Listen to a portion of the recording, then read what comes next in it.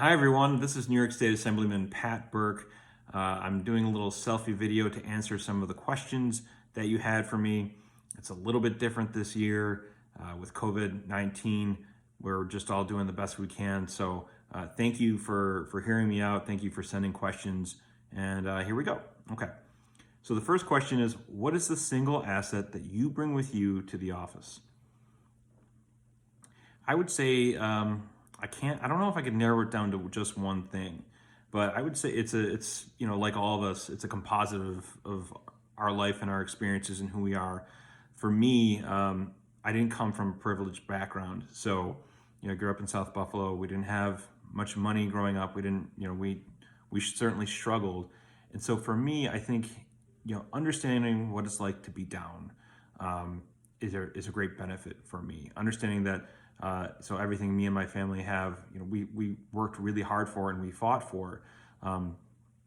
So it gives me a different perspective on life a little bit, and it also gives me the advantage of being down. Politics for some folks can seem scary, and I don't think so, because I know what it's like to have to live through some hard things.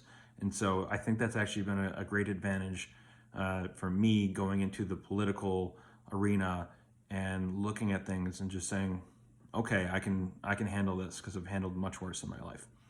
And then secondarily, I would say my experience, I was a county legislator for 5 years, and then I've been a state assemblyman for nearly 2 years, and hopefully if I get reelected, I'll be I'll be in my second term there.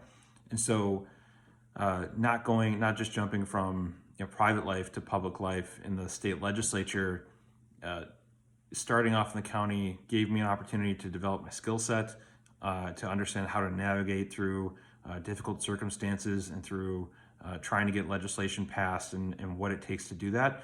So that I think if I had to just say two things, I would say those give me some advantages, and those are some of the assets I bring to the office. All right, next question. What do we got? How will you increase the understanding and sensitivity for the issues of persons with disabilities should you be elected? Well, I've already done that. So when I was a county legislator, the county had the Office of the Disabled. And I noticed that and recognized it and decided to change the name. So through a resolution, I changed the name of the Office of the Disabled to the Office of Persons with Disabilities. And the obvious effort there is to change the mindset that people have, and not to define people by one thing about them. So if someone has a disability, they are a person with a disability. They're not a disabled person. And I think it's really important, the language we use is really important. And I want to make it clear to everyone in our community that we don't limit people. Everyone has a role to play and a contribution to give in our society, and we see it over and over again once you give them the opportunity. Okay, third question. What will you do to increase access for persons with disabilities to your office should you be elected? Already being in the position, I've made every effort to do that. Certainly I've been working with the NFTA, and it's been a challenge, to be honest with you, to increase access for people with disabilities.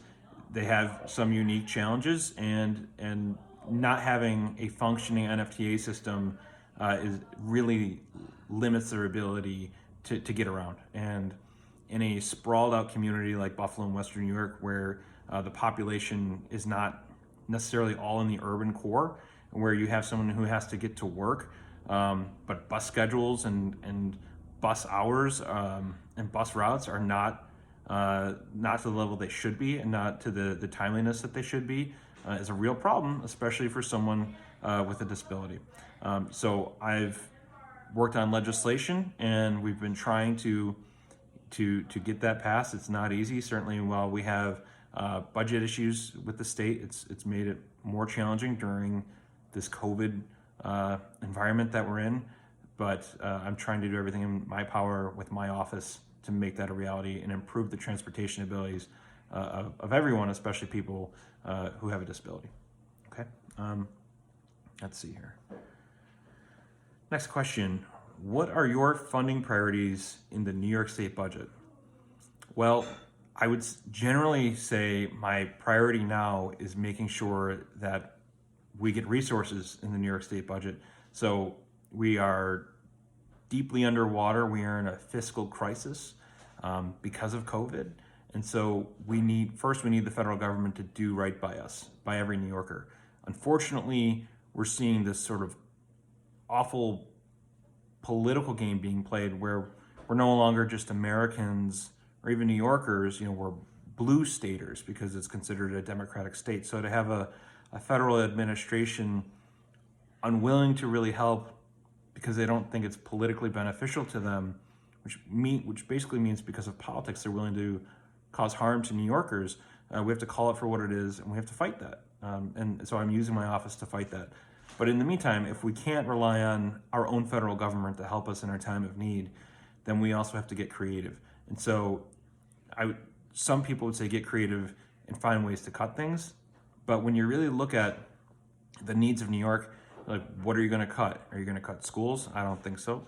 Are you going to cut funding for hospitals or healthcare? Like, that's not acceptable to me. Are you going to cut transportation? No.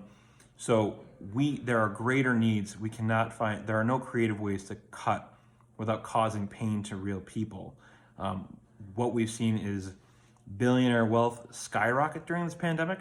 And so what we need to do, if we're going to find revenue, it's going to be with an ultra-millionaires tax. It's going to be with the stock transfer tax. The people who are making more and more money now are going to have to pay their fair share and help their fellow citizens in New York. So that's my priority right now, and that's what I'll continue to fight for. So I think I'm running over my time, but I just want to say thank you very much for allowing me to answer a few questions, and I hope you have a great day. All right, take care.